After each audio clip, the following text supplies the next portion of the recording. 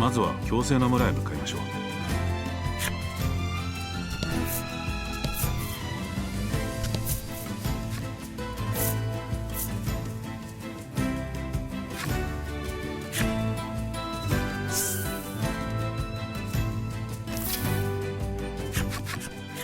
君たちの前方から何者かがこちらに近寄ってきた。魔物。クロエはとっさに身構える。プヨちゃん、そっちは危ないよと女の子は言い、魔物を連れて村の中へ戻っていった。ここが魔物と人間が暮らす共生の村のようだ。へんてこな村でなんだか楽しそうだなとリリーは能天気に言う。早く用事を済ませて出ようと魔物嫌いなクロエは落ち着かない様子だ。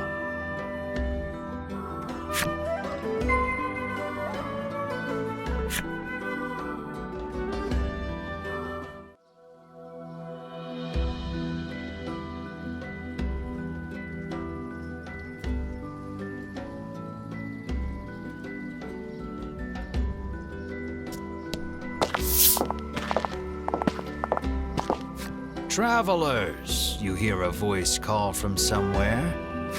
Down here, at thy feet, you look down to see a small clump of fur by your boots. The clump of fur speaks.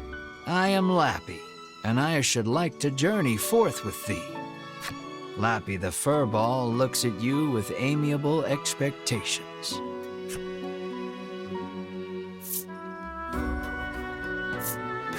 Of course, the more the merrier, you exclaim, pumping your fist energetically into the air. But Melanie coldly interjects, no, I can't trust monsters. Thoroughly rejected by Melanie, Lappy bursts into tears. Lappy says he has no friends because of his aged face and speech. All alone, he decided to leave the village on a journey. Your party is silenced by the crying child with the face of a grown man. You tell Melanie to be nice and quip that both she and Lappy could use a friend. Exhausted from arguing with you, Melanie half-heartedly agrees. Fine, we can be friends. However, she says that they are on a dangerous journey to defeat the dragon. As such, they cannot take a child with them. Lappy leaps up and hugs her in his excitement, exclaiming, "Thou hast made me so happy."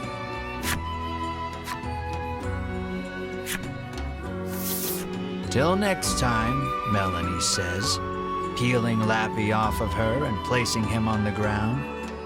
Though she thought all monsters to be evil, Melanie feels that the ones here are different.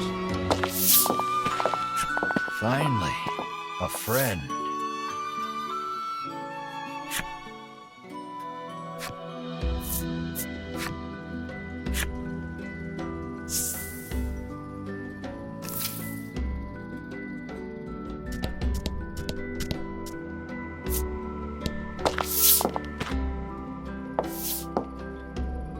You bow, but before you can speak, the man suddenly introduces himself as the village headman. He laughs, then shamelessly praises his own village as being wondrous and peaceful. "And who are you?" he asks.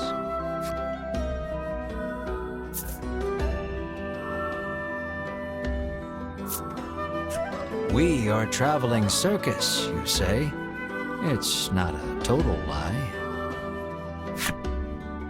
"I too traveled the world once long ago, eating every delicacy I found along the way," he reminisces, then welcomes you to his village. Feeling sorry for the old man, Melanie explains that you are actually looking to defeat the dragon. Seemingly unaffected by your lie, the headman speaks. "I see. How brave of you." He says that he had heard rumors of the dragon when he traveled the world. "You must be tired from your journey. Have a seat. I will have my chef prepare a feast, the headman says, then claps his hands twice to summon a stewardess.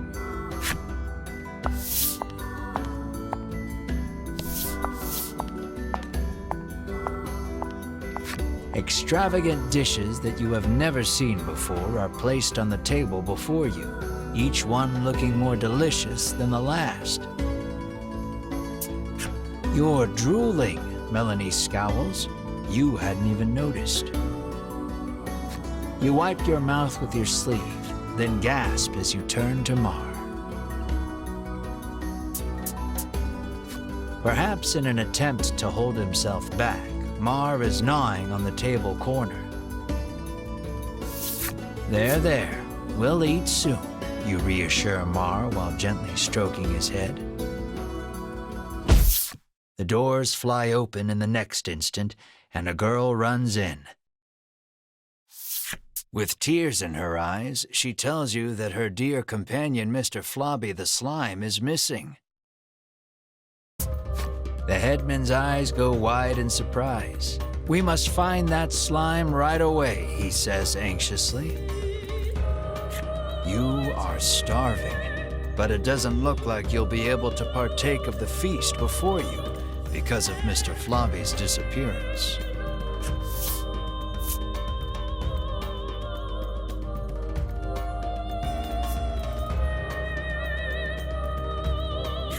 Unable to restrain yourself any longer, you open your mouth wide to inhale the food.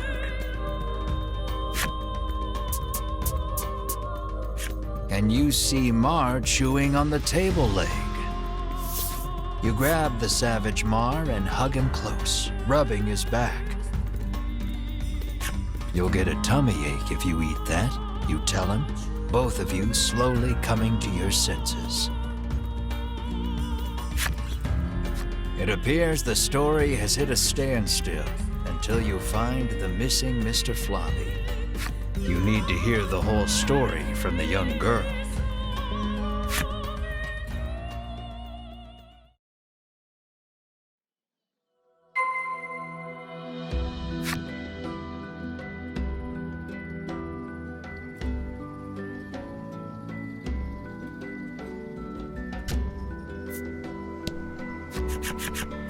The girl sobs, wailing about the missing Mr. Flobby. Melanie places her hand atop the girl's head and promises that your party will find her companion. The girl then hands something to Melanie. It looks like the muddy handkerchief she used to wipe Mr. Flobby. She asks Melanie to wipe Mr. Flobby with it after you find him.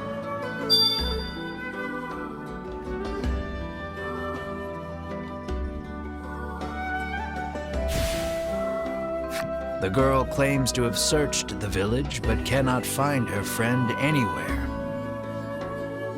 Regardless, looking aimlessly outside the village would be a waste of time.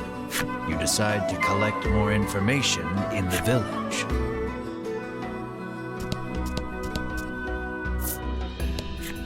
The little orc child is engrossed in a fairy tale. The title reads, The Legend of the Dragon. Having no interest in children's picture books, you continue on your way.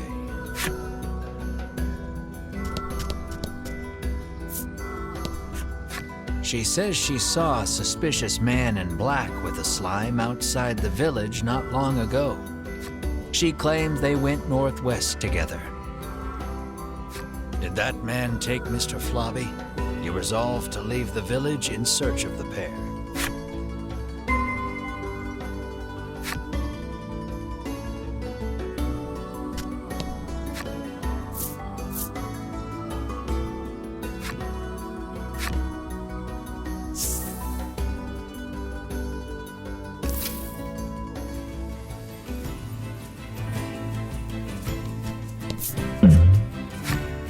You come across a gaping hole in the ground. A sign beside it depicts a piece of armor, followed by, "Do not drop this in the hole." It's only human to want to do exactly what you're told not to.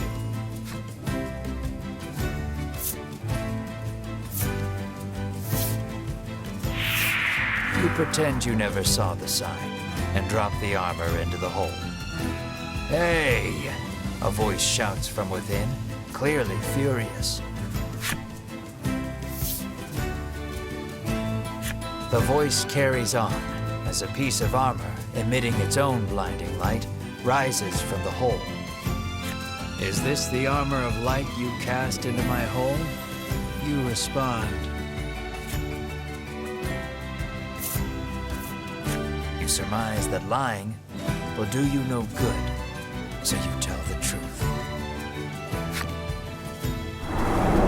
"Your honesty is appreciated," comes the reply, followed by a call to stop dropping armor in any old hole. Your armor comes flying out of the hole, along with some coin. You thank the magnanimous voice, pick up your money and armor, and continue on your way.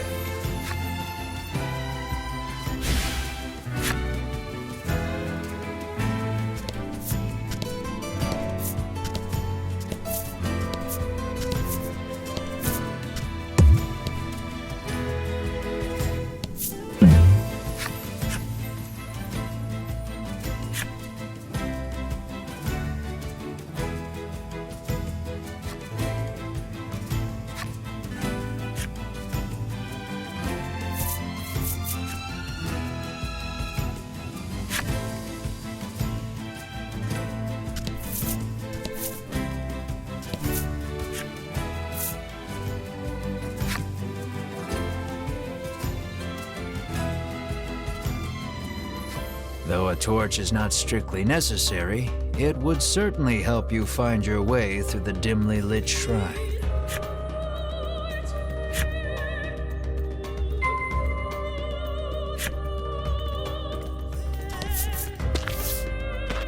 Your footing is obscured in the dimness of the shrine. Rushing forward, you slip and fall flat on your face. As you sit up, you realize your clothing is covered in something wet and sticky. You take a good look at the floor and see it lined in trails of viscous liquid. No doubt a slime or 200 have passed through here.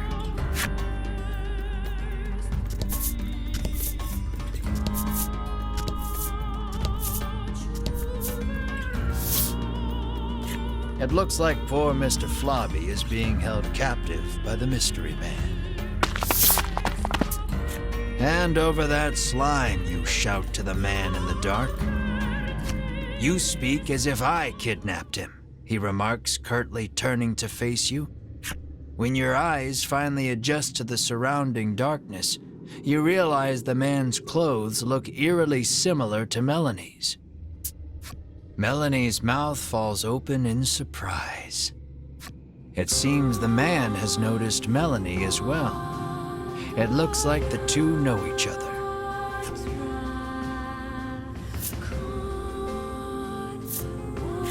According to the man, he and Melanie came from the same village and are far from strangers.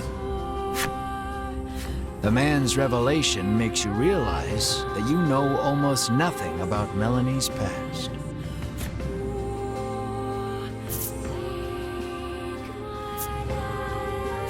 You ask Melanie about her hometown, but she holds her tongue. Then the man speaks. "With forbidden magic, our clan has ensured the dragon," he begins, when Melanie cuts in. She rattles on about the man, telling you that he is Vince, a lunatic obsessed with the dragon. Vince resentfully claims that he is searching for the noble dragon to protect it.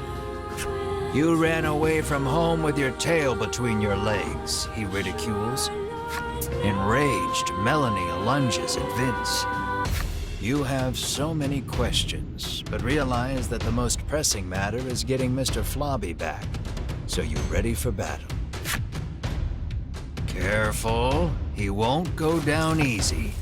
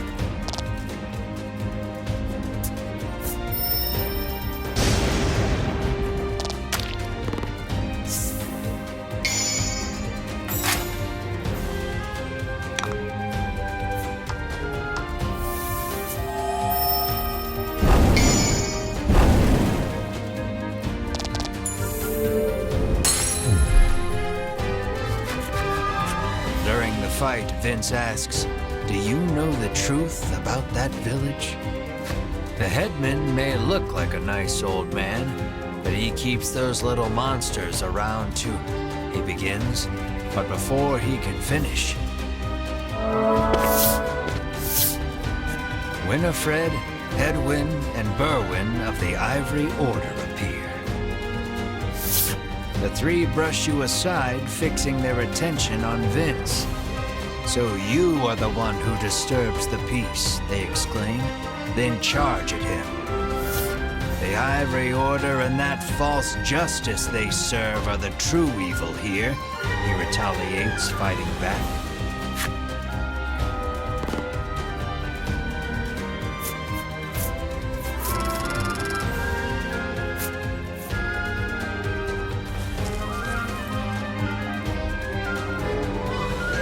Seeing the two parties occupied with each other, you realize this is your chance to grab Mr. Flobby.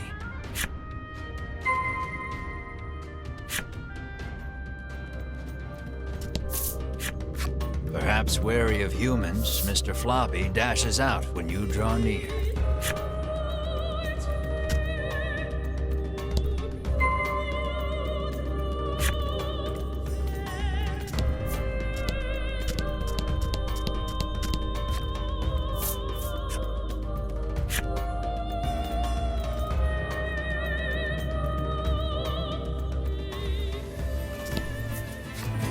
When you reach out to grab Mr. Flobby, he suddenly attacks. Lower Mr. Flobby's stamina to calm him down.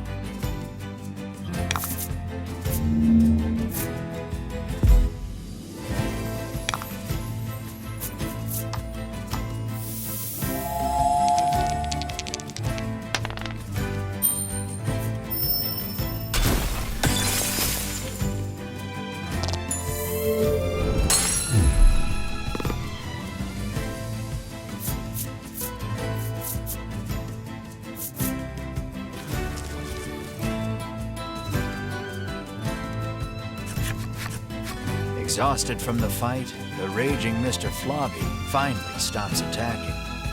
But it seems he hasn't yet come to his senses. He glares warily at your party. Find something to help return Mr. Flobby to normal.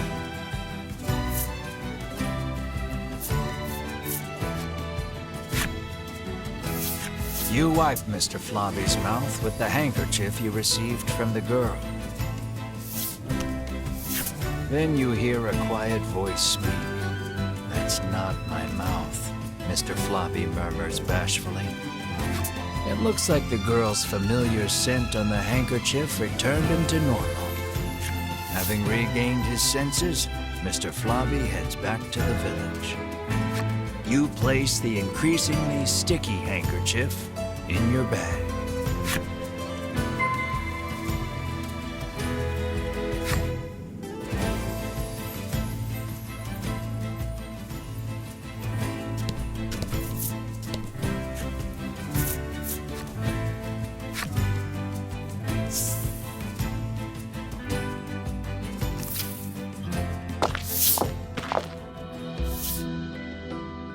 Lappy approaches and tells you that Mr. Flobby has returned.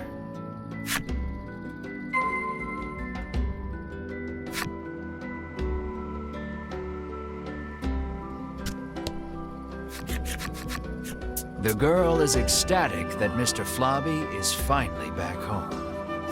"I'm happy for you," Melanie says with a smile as she returns the handkerchief. The girl bows her head and thanks you deeply. Mr. Flobby looks as slimy as ever. You just hope it's a happy slime. The headman wants us to bring Mr. Flobby to him. Would you mind, you ask? Of course not, but bring him back soon, she answers with a bright smile.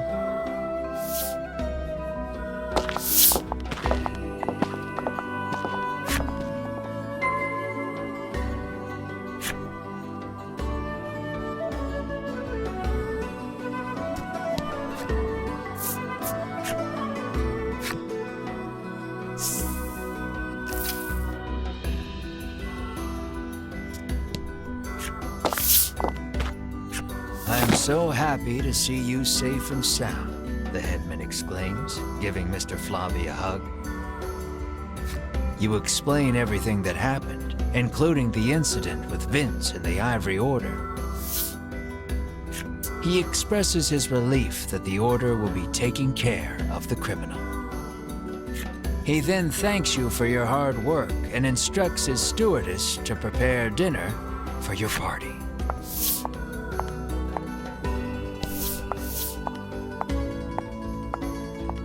You can feel your collective mouths watering at the sight of the lavish meal before you. You, Mar, and Ridis immediately dig in. You aren't sure where you find a moment to breathe among all the feasting. Please, eat to your heart's content, the headman insists with a smile. Once your belly is full, you realize that Mr. Flobby is gone. And then... Room for dessert? The headman asks, offering you a plate of slimy jelly. You feel your stomach churning at the very sight of it. The color strikes you as familiar, and the stickiness sends a shiver down your spine.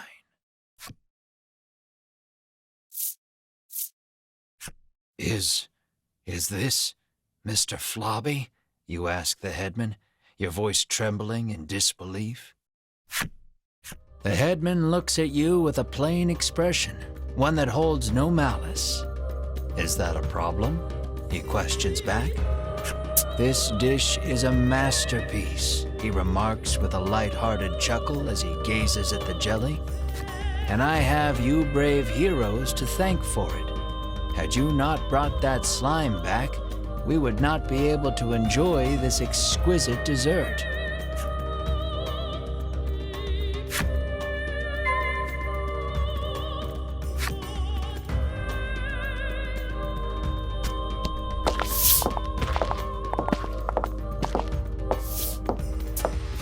You move to leave, but the headman stops you.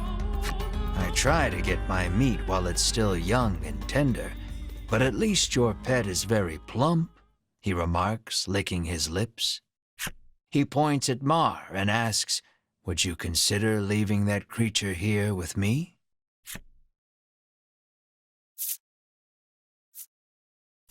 Never, you refuse flatly, not bothering to hide your discomfort. Think about it, he entreats. And then you grab the headman by his lapels, hands trembling in fury.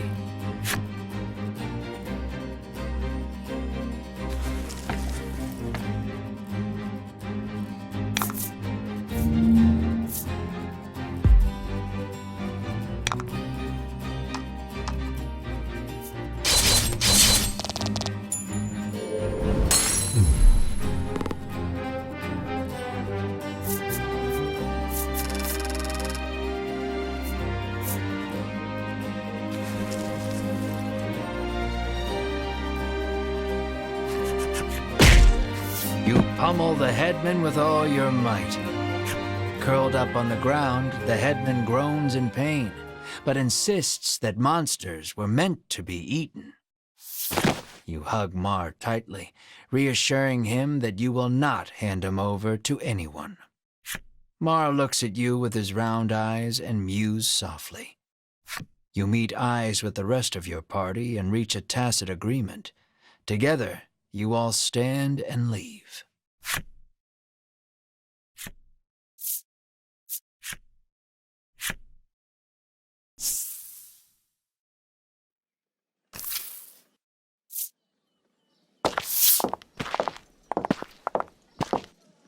As you are about to leave the headman's house, though, the old man suddenly charges at you from behind.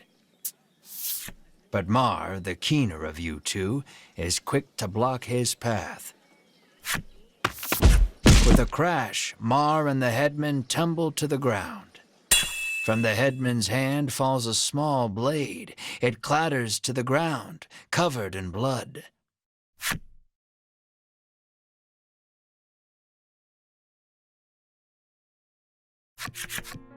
You take the injured Mar to an inn where you can watch over him.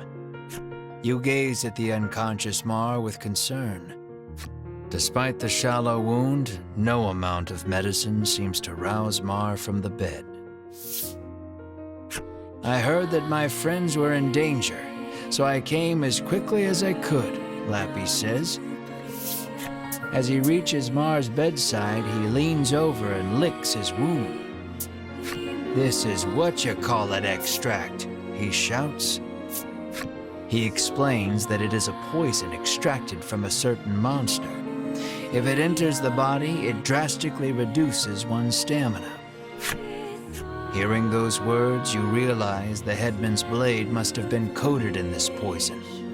Mar's condition starts to make sense. "Isn't there anything we can do?" Melanie asks. Lappy's eyes widen in realization before he places his mouth over Mar's wound and begins sucking. He then puts the what-you-call-it extract into a bottle and hands it to you.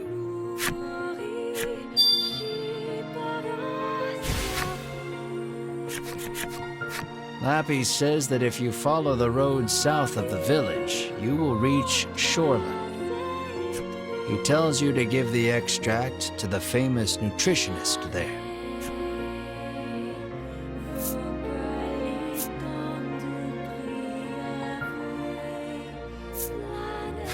You try asking Lappy to go in your stead. Since you already know the particulars, why don't you go? "I would love to go, but alas, I am a monster, and still a child," he answers. "Thus venturing to other towns would be perilous." You raise an eyebrow, recalling someone who had said they were ready to leave the village on a journey. You decide to go, knowing that Mar's health is your top priority. But this is strange. The extract comes from a monster, so it should have no effect on one, Lappy remarks with a curious tilt of his head.